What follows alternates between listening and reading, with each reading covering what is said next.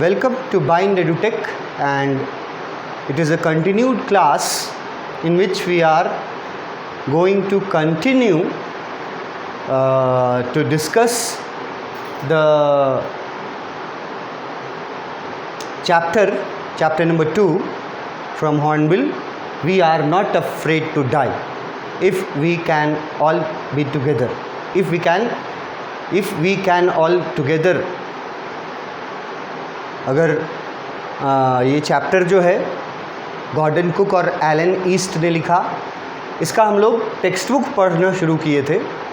First paragraph ख़त्म कर चुके थे यहाँ पे, और फर्स्ट पैराग्राफ में मैंने आपको एग्जाम्पल्स दिखाए कि यही आपका टेक्स्ट बुक मैं अपने नोट्स में लेता हूँ टेक्स्ट बुक पार्ट में, और उसमें क्या करता हूँ कि कुछ वर्ड्स जो आपको समझने ज़रूरी हैं, जैसे इसमें ले लिए आई सेट सेल, तो उसका मतलब लिख दिया I started my journey notes में अपना।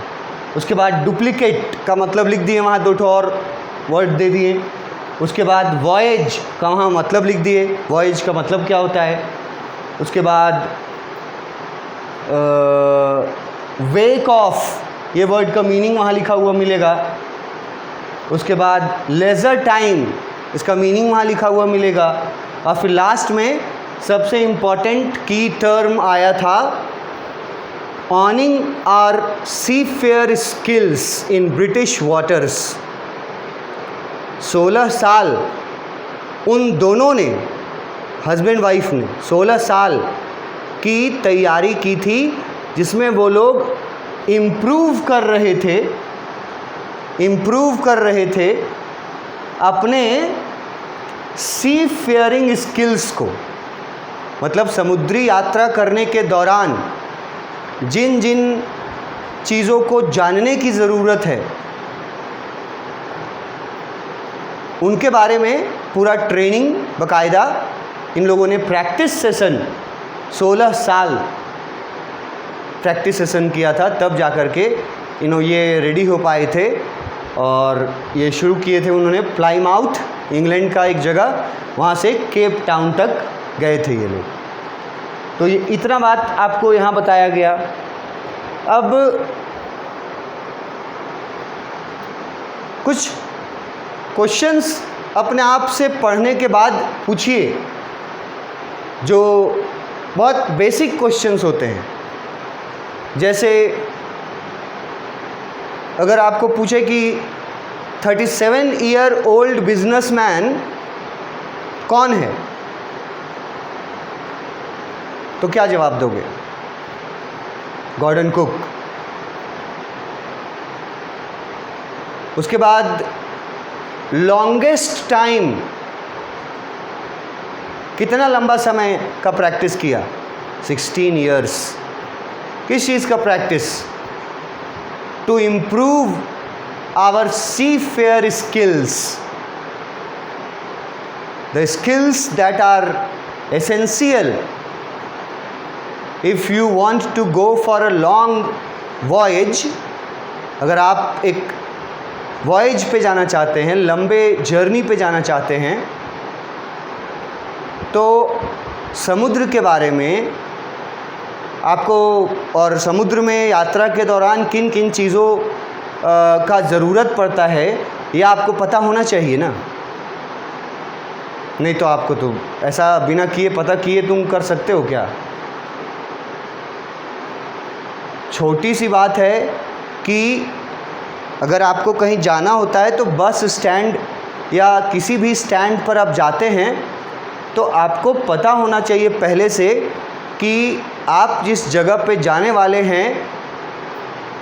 जाना चाहते हैं, उस जगह पे जाने वाली गाड़ियाँ कौन कौन सी हैं, कब कब वो गाड़ियाँ यहाँ से चलती खुलती हैं, कब पहुँचाती हैं, कितना भाड़ा लेती हैं, फेयर कितना लेती हैं,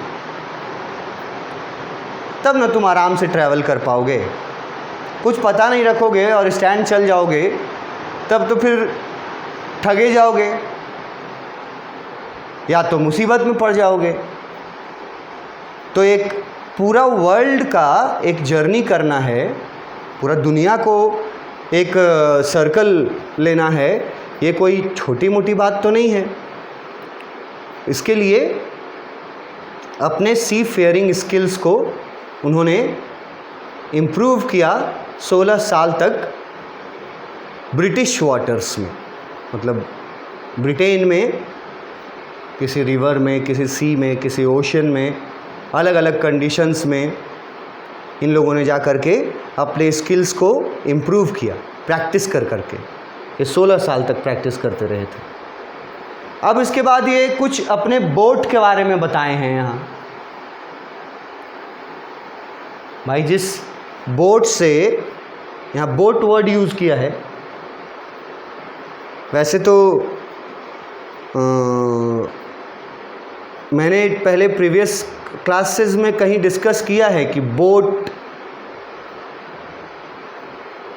एक वर्ड होता है, एक वर्ड यूज़ करते हैं हम लोग शिप, SHIP। तो अगर कैटेगरी अगर बांटेंगे तो बड़े और छोटे के कैटेगरी में बढ़ता है बोट और ship. Every ship is a boat but every boat is not a ship.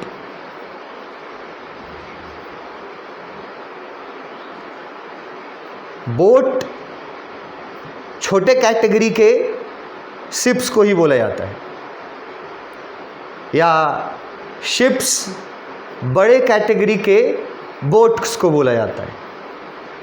दोनों इंटर रिलेटेड हैं। तो बोट लिखा है इन्होंने, तो शिप जो वर्ड है वो थोड़ा कमर्शियल यूज़ में आता है। ये भी समझो, बोट लिखने का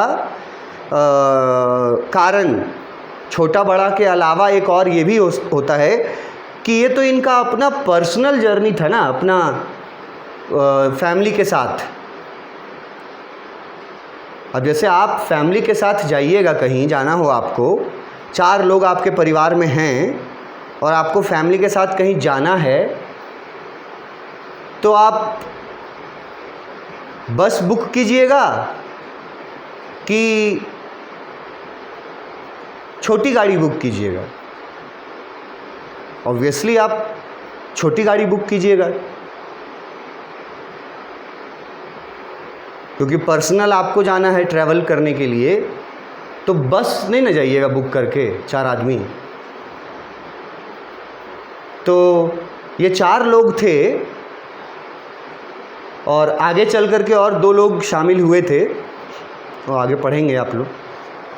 तो ये 4 लोग थे, आगे जाकर के 2 लोग और शामिल हुए, 6 लोग टोटल।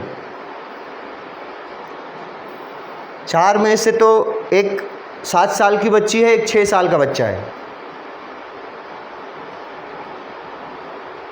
तो इनके नंबर ऑफ पर्सन्स के अनुसार भी आप समझ लीजिए कि बोट वर्ड यूज़ किया, शिप वर्ड नहीं यूज़ किया। लेकिन बोट से अब ये भी मत समझने लगी है कि एकदम नाव टाइप होगा वो, हाथ से चप्पू चलाने वाला नहीं, ऐसा नहीं। अब 4, 5, 6 लोगों के लिए जो कैपेसिटी होना चाहिए उतना बड़ा जो व्हीकल है उसको बोट बोला गया है। वेव वॉकर नाम दिया गया। ये तो सबसे कॉमन है इस चैप्टर में, याद रखना कि जिस बोट से वो लोग निकले थे जर्नी पे, उस बोट का नाम क्या है या नाम क्या था? Wave walker. ये नाम पहले भी हम बता चुके हैं आपको। और वेव वॉकर नाम के पीछे का मीनिंग भी, हर नाम के पीछे मतलब होता है ना। कोई भी नाम, किसी भी चीज़ का नाम बिना मतलब का नहीं रखा गया है। सबके नाम के पीछे कुछ कारण होता है। तो वेव वॉकर ये नाम जो है उनके बोट का, इसके पीछे क्या मीनिंग है ये तो आसान है यहाँ पे समझना। WAVE, वेव का मतलब होता है समुद्री लहर या लहरें, और वॉकर का मतलब हुआ उसके ऊपर चलने वाला। तो समुद्री लहरों के ऊपर चलने वाला अपना बोट का नाम रख दिया था वेव वॉकर। ये नाम याद रखना, स्पेलिंग याद रखना, और एक साथ लिखा हुआ है ये याद रखना, अलग अलग नहीं है दो। वेव अलग और वॉकर अलग नहीं है, वेव वॉकर एक ही साथ है। और मीनिंग बता दिया आपको। तो शिप के बारे में बताया, बोट के बारे में सबसे पहले बताया कि नाम है उसका वेव वॉकर। उसके बाद उसकी लंबाई जो हम लोग पहले भी डिस्कस किए हैं 23 मीटर लॉन्ग, और उसका वज़न जो हम लोग पहले भी डिस्कस किए हैं 30 टन। ठीक है, 30 टन उसका वज़न था। और उसके वज़न होने के पीछे का रीज़न दिया हुआ है, यहाँ लिखा है 30 टन वुडन हल्ड ब्यूटी। अब ये 3 वर्ड्स हैं, वुडन, हल्ड, ब्यूटी। इनका मीनिंग आपको पता होना चाहिए। वुडन तो समझते हैं आप, लकड़ी से बना हुआ। ब्यूटी भी समझते हैं आप, सुंदर। तो हल्ड मतलब क्या है? HULLED। तो जब मैं अपने नोट्स में पढ़ाता हूँ तो मैं क्या करता हूँ, हल्ड का मीनिंग मैंने, वुडन हल्ड का मीनिंग मैंने वहाँ लिख दिया। ठीक है, जैसे मेरे नोट्स में ये पैराग्राफ जो डिस्कस किया गया तो उसमें मैंने वुडन हल्ड जहाँ आएगा, यहाँ देखो 23 मीटर लॉन्ग, ठीक है, और 30 टन वुडन हल्ड, तो मैंने मीनिंग लिख दिया outer body made of would.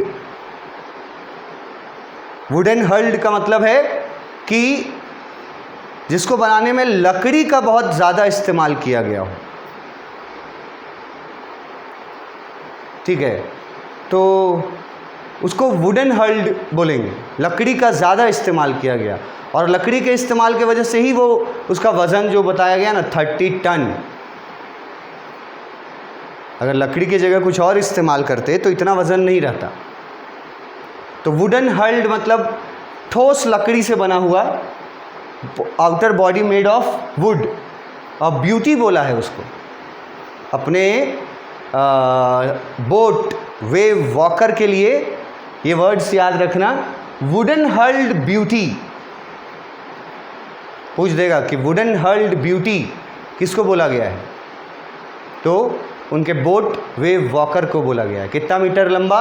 23 metre. कितना मीटर कितना उसका वज़न है पूरे बोट का? 30 टन्स। और लिखता है कि उसको बनाया गया था प्रोफेशनल्स के द्वारा। वो लिखा हुआ है हैड बीन प्रोफेशनली बिल्ड। मतलब उस बोट को ऐसे ही कोई ऐरा गैरा व्यक्ति लोग मिल करके ठोक पीट के नहीं बना दिया था। ये लोग अपने नहीं बना लिया था ठोक पीट के लकड़ी से बोट। वो बोट बनाने का काम प्रोफेशनल्स ने किया था, मतलब एक्सपर्ट्स ने किया था। जो बोट्स बनाने में एक्सपर्ट होते हैं उन्होंने बनाया था वो boat. And we had spent months fitting it out.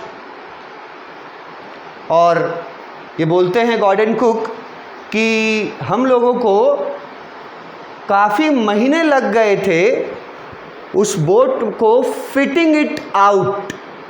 अभी एक टर्म है, इसका मीनिंग आपको पता होना चाहिए। अगर नहीं मीनिंग पता रहेगा तो आप कॉमनली पढ़ के निकलोगे ना तो लगेगा कि लिखा हुआ है कि उस बोट को फिट करने में ये लोगों को बहुत महीना लग गया था, लेकिन ऐसा है नहीं। फिटिंग इट आउट ये टर्म है, और इस टर्म का मीनिंग मैंने जैसा बोलता हूँ कि मैं लिख देता हूँ आपको जब मैं नोट्स पढ़ाता हूँ, तो यहाँ मैंने लिख दिया है फिटिंग इट आउट का मतलब, ब्रैकेट में पढ़ के देख लो, to design interiors for comfortable living. मतलब कि फिटिंग इट आउट का मतलब ये नहीं है कि उसको फिट करने में महीनों लग गए थे, महीनों लग गए थे उसमें, उस बोट में वेव वॉकर का इंटीरियर डिज़ाइन करने में। सिर्फ बोट जब बन करके तैयार हुआ उसके बाद महीनों लग गए थे बोट का इंटीरियर डिज़ाइन करने में, फॉर कंफर्टेबल लिविंग, कि जितने लोग उस पर जाएंगे वो लोग आराम से जा सकें। तो उसका अरेंजमेंट, उसका डिज़ाइन करने के लिए सब चीज़ की जगह, बोट पर डाइनिंग की जगह होनी चाहिए, बोट पर वॉशरूम्स होने चाहिए, बोट पर बेड्स होने चाहिए, सब चीज़ रहेगा तब ना जाएगा आराम से। तो इन्होंने महीनों लगा दिए थे बोट बनने के बाद to design the interiors for comfortable living, कि आराम से सफ़र किया जा सके इसके लिए। तो उसका वो है इसका फिटिंग इट आउट, यहाँ जो यूज़ किया है फिटिंग इट आउट। अगर आप नहीं जानिएगा तो गैस यही कीजिएगा ज़्यादा से ज़्यादा कि उस बोट को फिट करने में महीनों लग गए थे, तो एकदम बिना सिर पैर का गैस हो जाएगा। फिटिंग इट आउट का मतलब है to design the interior for comfortable living, एकदम अलग मतलब है। तो महीनों स्पेंड किए थे उन्होंने, और testing it in the roughest weather we could find. और फिर उन्होंने मतलब सबसे पहले तो उन्होंने 16 साल बिताए, जो पूरा ट्रेनिंग का, जो पूरा प्रैक्टिस का 16 इयर्स। मैं बता दूं कि ये चीज़ें जो बता रहे हैं वो उन्हीं 16 इयर्स के दौरान इन्होंने किया। अपने सी फेयरिंग स्किल्स को ये लोग मजबूत कर रहे थे प्रैक्टिस कर करके ब्रिटिश वाटर्स में। और यहाँ लिखा हुआ है roughest weather we could find, मतलब कि इन्होंने जब वो बोट वेव वॉकर तैयार कर लिया, सभी तैयारियां कर ली, पूरा बोट तैयार हो गया, उसके बाद भी इन्होंने उस बोट को लेकर के और खुद को लेकर के, मतलब खुद उस बोट पे सवार होकर के ये लोग बोट और खुद को, दोनों को टेस्ट इन लोगों ने किया था in the roughest weather we could find. अब वेदर मतलब तो समझता होगा, मौसम, और रफेस्ट का मतलब है सबसे खराब। रफेस्ट मतलब यहाँ है सबसे खराब। तो जितना भी खराब कंडीशंस, वेदर का यहाँ एक साधारण जो मीनिंग वर्ड जो निकाल रहे हो है ना, कि मौसम, तो इसका एक ब्रॉड मीनिंग कंडीशंस भी हुए। जैसे कि अगर हम यहाँ पढ़ दें roughest condition we could find, तो उसके जगह पे, वेदर के जगह पे कंडीशन वर्ड भी यूज़ किया जा सकता है। रफेस्ट सिचुएशन मतलब इन्होंने उन 16 सालों में जो प्रैक्टिस किया था उसमें इन्होंने बोट भी बनवाया था प्रोफेशनल्स के द्वारा, एक्सपर्ट्स के द्वारा, और अपना स्किल भी इन्होंने डेवलप किया था अलग अलग वाटर्स में जर्नी करके। उसके बाद बोट तैयार होने के बाद इन्होंने उस बोट के साथ खराब से खराब परिस्थितियों में, समुद्री परिस्थितियों में, खराब से खराब समुद्री हालातों में इन्होंने खुद को और उस बोट को टेस्ट किया। जितना खराब कंडीशन में डाल सकता था उतना खराब कंडीशंस में, सिचुएशंस में डाल करके इन्होंने अच्छे से टेस्ट कर लिया बोट को और खुद को, और उसके बाद इनका जर्नी शुरू हो पाया था। यहाँ लिखा हुआ है roughest weather we could find. अब इसी बात को जब मैं अपने नोट्स में समझाता हूँ तो वर्ड मीनिंग्स में आपको बताता जाता हूँ, बस यही फ़र्क है। देखो, आवर बोट वेव वॉकर, ठीक है, वुडन हर्ल्ड का मतलब बता दिए, प्रोफेशनली बिल्ड, ठीक है, मतलब एक्सपर्ट लोग बनाए थे उसको, और बहुत महीने लग गए थे उसको डिज़ाइन करने में, इंटीरियर को, फॉर अ कंफर्टेबल लिविंग। और फिर उन्होंने बहुत टेस्ट भी किया था उसको, और टेस्ट रफेस्ट वेदर में किया था, मतलब ख़राब से ख़राब परिस्थिति, समुद्री परिस्थिति में इन्होंने जहाज और खुद को, दोनों को टेस्ट किया था। इतनी तैयारी करने के बाद फाइनली वो लोग निकले थे, और ऊपर बता दिया गया कि इंग्लैंड में प्लाईमाउथ नाम के जगह से निकले थे, और इनका जो पहला फेज़ जो था इन चारों का, पूरी फैमिली का, वो इंग्लैंड से था केप टाउन तक। केप टाउन अफ्रीका में एक शहर का नाम है। अफ्रीकन कॉन्टिनेंट पड़ता होगा, northern north Africa, south Africa भी अगर है आपके जहन में, एक अफ्रीकन कॉन्टिनेंट है पूरा, तो सदर्न पार्ट में ये वाला जगह है जो मैं बता रहा हूँ, जो ऊपर में लिखा हुआ है कि केप टाउन। इंग्लैंड के प्लाईमाउथ से शुरू किया इन्होंने केप टाउन के लिए, और बीच में आपको बताया गया कि कितना इन्होंने तैयारी किया, किसको देख करके, किससे इंस्पायर हो करके। मतलब कि अगर आपसे ये भी पूछ दे कि गॉर्डन कुक को और उसकी वाइफ को किसने इंस्पायर किया ये राउंड द वर्ल्ड वॉयज करने को, किसने इंस्पायर किया? इंस्पायर मतलब समझते हो पहले? प्रेरणा, इंस्पिरेशन। किससे इन लोगों को प्रेरणा मिली? तो आप जो लोग थोड़ा भी दिमाग लगाओगे और बैकग्राउंड से अगर चैप्टर को पढ़े हो तो तुम लोग तुरंत जवाब दे सकते हो कि ये जो इन लोगों ने किया, गॉर्डन कुक और उसकी वाइफ ने जो वॉयज किया, वो कैप्टन जेम्स कुक से इंस्पायर होकर के किया। और फिर कैप्टन जेम्स कुक आ जाते हैं, और फिर अगर आप उनके बारे में नहीं जानते हैं तो मैं बोलूँगा कि प्रीवियस वीडियोस में देखिए। कैप्टन जेम्स कुक के बारे में मैंने बहुत डिटेल में, काफ़ी डिटेल में, जितना आपको जानना चाहिए एटलीस्ट उतना बताया है। तो अगर पूछे कि किससे इंस्पायर होकर के ये जर्नी किया गया, तो कैप्टन जेम्स कुक से इंस्पायर होकर के ये जर्नी इन्होंने किया। और इस जर्नी में बोट का नाम आपको पता चल गया। बोट के फीचर्स जो थे वो आपके याद रखने हैं, लंबाई और उसका वज़न।